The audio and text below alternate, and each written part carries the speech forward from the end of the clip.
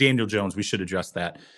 I thought earlier when they threw, $45 million number was out there, that kind of got floated out there as the balloon. I thought they're saying 45 to get 40, 37, something in that range.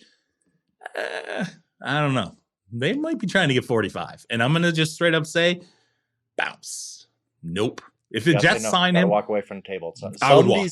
No way. One of these teams is going to say, Daniel Jones has had a good growth season. He does have draft pedigree. He could be at an ascension. He could end up being a top 8 quarterback in this league. It's also possible that he's maxed out at about the 15th, 16th best quarterback in the NFL. And you ain't winning a championship paying the 16th best quarterback in the league $45 million a year. And some team, it hasn't happened yet, really, where some team has just said, nope, price tag's too much. We're just going to start the rookie deals over again. Because, again, I think there's a difference between paying an elite guy and paying mediocrity. And I think, honestly, the Giants will be paying mediocrity. He's fine. He's perfectly, a reasonable quarterback. He's not a reasonable quarterback at $45 million a year. He's just not.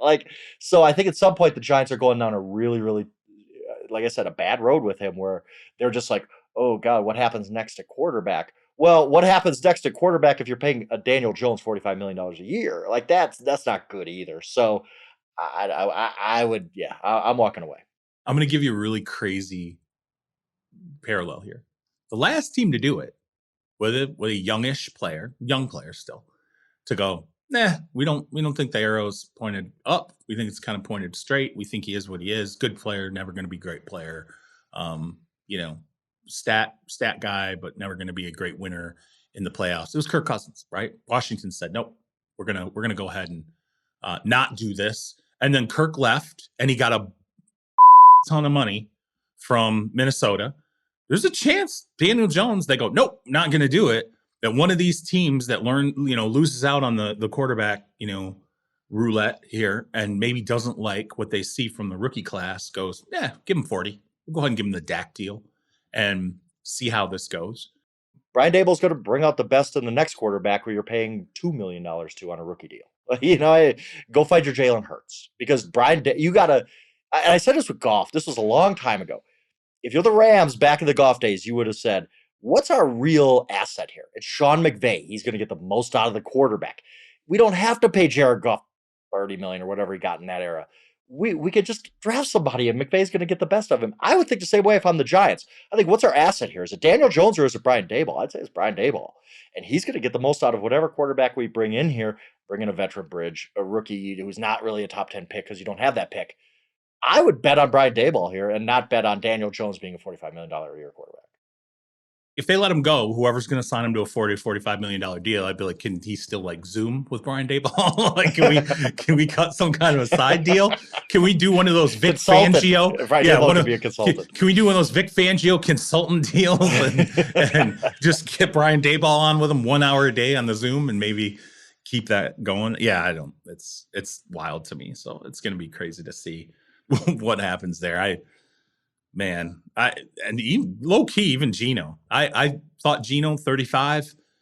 Telling you right now, I think Geno's the same situation. They're like 40. Get him in the 40s. That's where quarterbacks because they're going to compare him to Dak, and they're going to say, look, there's going to be some comparative aspects between Geno and Dak, and even if he's not quite Dak, he's close enough, and the market's risen since Dak signed his deal. So he should get the Dak deal because Dak's deal's old. And even if you would slot him behind Dak, it's a different time. Quarterback money has changed. Geno's a $40 million a year guy. We'll see. Yeah, I want to say this about both guys. I think they're both making a mistake if they chase the dollars here, because Daniel Jones is with a coach who's finally brought out the best in him. Geno Smith is finally in a situation that he can thrive in after waiting and waiting and waiting. You're really going to screw that up? To go what? Get $40 million a year versus 36, whatever it is. Daniel Jones $45 million a year versus 39. I mean, is that really worth it to you? I get it's a lot of money, but whatever you're going to make is setting you up for the rest of your life. Why don't take a step back and realize I'm in a great situation right here. I don't want to screw this up. And you could spin this PR wise where you come off like a hero. Oh, I just want to help the team win. I took a hometown discount. Blah blah blah. Don't screw up happiness. Don't if Daniel Jones goes and signs with Washington Commanders for $45 million a year. Okay, you got your money, and your career's probably going to go in a toilet because you're with the Commanders. Like, okay, what did you do? Like, same with Geno. I think Geno's finally found happiness in a great situation for him. Why screw that up over what amounts to just I'm either going to be mega rich or mega rich? Like, just be mega rich. You're going to be fine.